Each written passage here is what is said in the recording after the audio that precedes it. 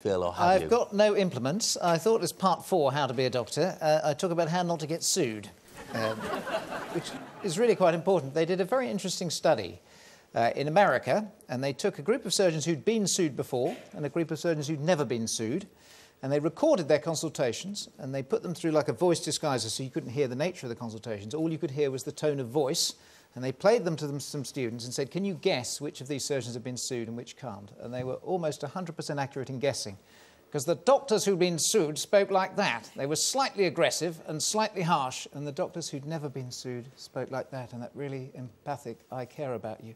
And they've done a number of studies that show that if a patient likes you, even if you make a huge mistake, they probably won't sue you. So the single most important thing at the beginning of a consultation is have a bit of social chat.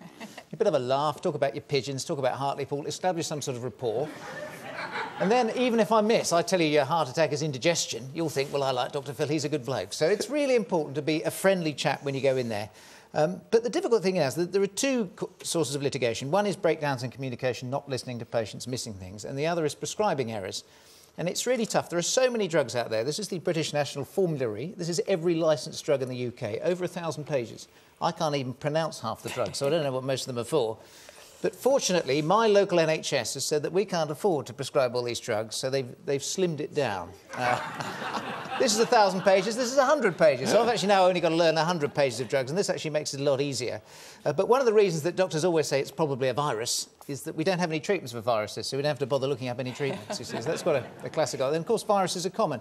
And then, really interestingly, the slimmest book of all is my homeopathy manual. I actually don't use this. I borrowed it from another doctor who does homeopathy, and I can't do complementary therapies because I get the giggles. I can't tell someone they've got too much jitsu in their subu. Or the paraphysical healing is coming out of my third eye because I can't keep a straight face.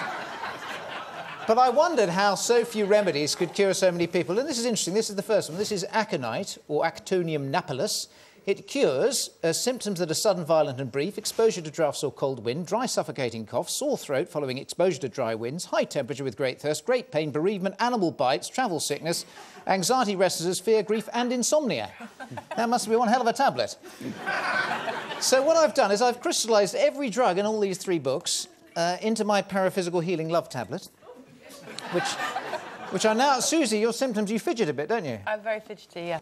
All you have to do is believe in that tablet and your fidgeting will go. It is my love tablet. OK. Have a go. Swallow it. Excuse me. OK. OK. I can't believe you did that. I've no idea what's in it. I just found it in Hamish's pocket. Could be anything. That's the message. Don't have to do everything a doctor tells you to do. It's a very dangerous thing. You don't have to take the tablet. Thank you.